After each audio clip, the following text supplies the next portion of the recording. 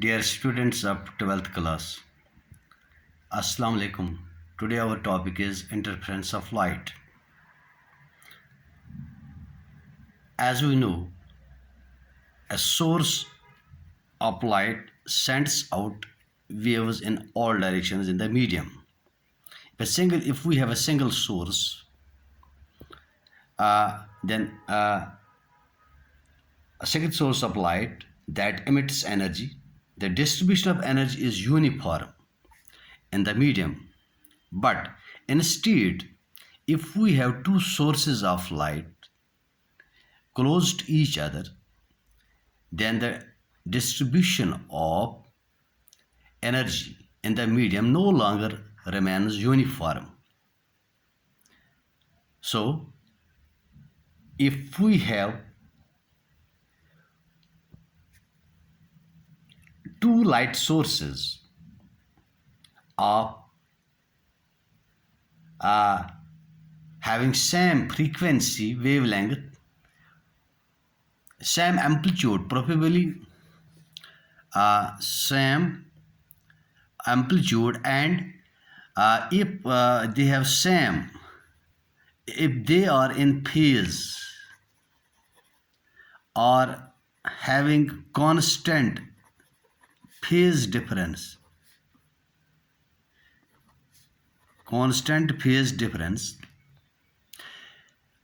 after overlapping or after they superimpose, what happens?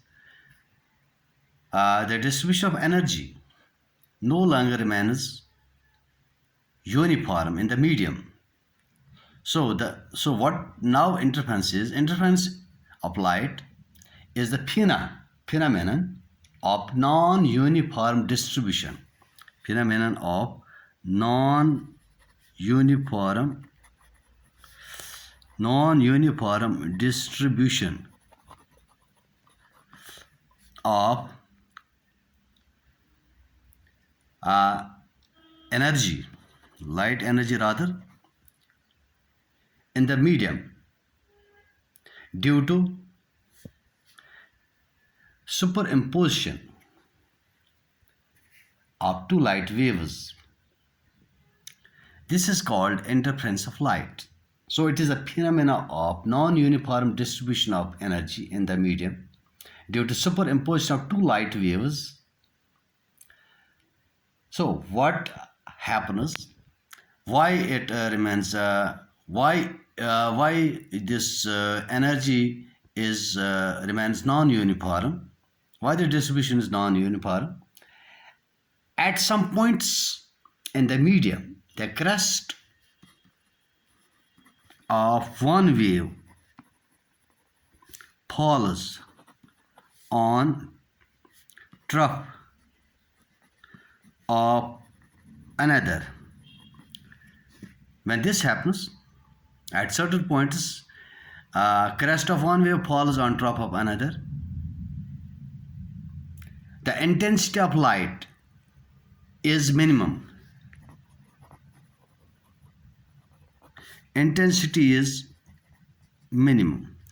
But at certain another points, crest of one wave falls on the crest of other, or trough of one wave falls on the trough of another. The intensity is maximum.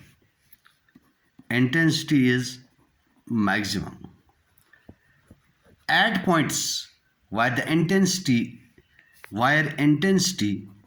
is minimum, the interference is said to be constructive. At points, at certain another points where intensity is maximum, the interference is said to be sorry, I will repeat it again. At certain, I will repeat last point again. At points where intensity is minimum, this interference is said to be destructive. and at other points where intensity is maximum, the interference is said to be constructive. Now, what actually happens here?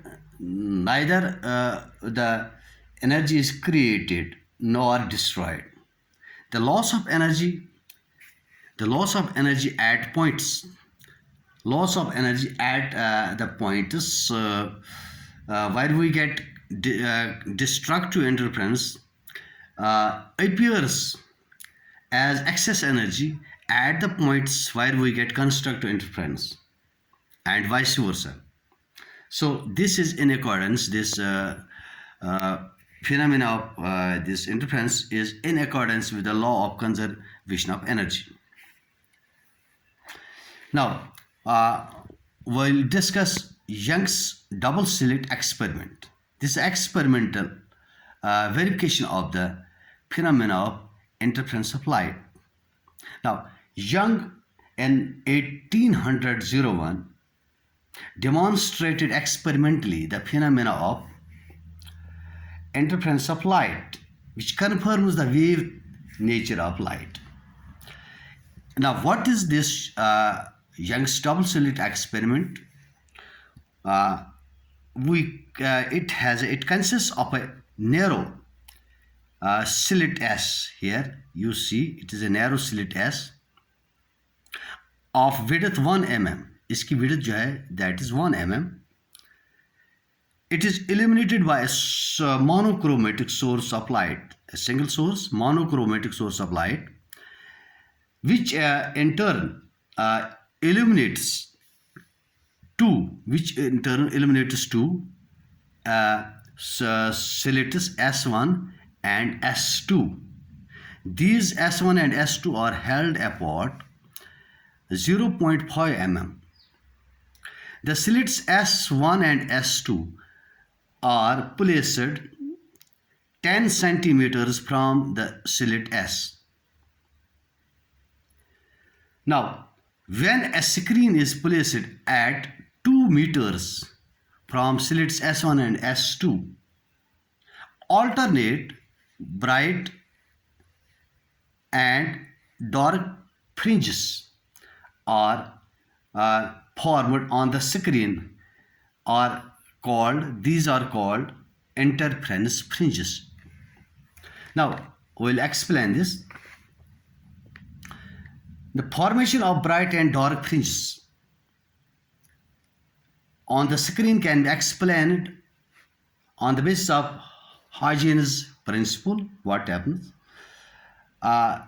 This slit S source here illuminating, light up source illuminating through slit S sends out spherical waves. Okay? For instance, if this solid line, this is a spherical wavefront, if this is a crest, then after that we will get a trough, and again we will get crest and trough. This is what happens if we put this and we place S1 and S2 in front of it. This S1 and S2 through S1 and S2, secondary spherical waves will emerge out, which will be of same nature, having same frequency, having same amplitude, having same wavelength, or in same phase. Now, see here, a crest emerges out from this and a trough emerges out from this, crest emerging from S2 and then trough. See here, this point, the central point, if you see the crest emerging from the S1 source and crest emerging from S2 source, they meet here, crest falls on the crest, and this is this point 1 for instance, and what is here, this is the trough. It is this is a trough from S1 and this is a trough from S2. They meet here And similarly, trough from S1 and trough from S2, they meet here. So here on the screen we get a bright spot, bright band. Now alternately, if we see what happens here, the this crest from S1 and see here it is crest and it is trough from S2. They superimpose here, and this is trough. This is crest from S2, and this is trough from S1. They superimpose here, and that means we will get here a dark spot. And see, next we must get this bright spot again. What see here, crest and crest meet here, and afterwards there will be trough and trough, and there will be again crest and crest, and we will get a bright spot. And so on the other side of this central bright fringe, we will get dark and bright fringe. So this is explained on the basis of Huygens principle. So this confirms that light has wave nature. Now we will onwards see the mathematical treatment of this interference of light. We will find conditions for construct and destruct interference and the relation for bright and dark fringes, also width of the fringes. Thank you very much.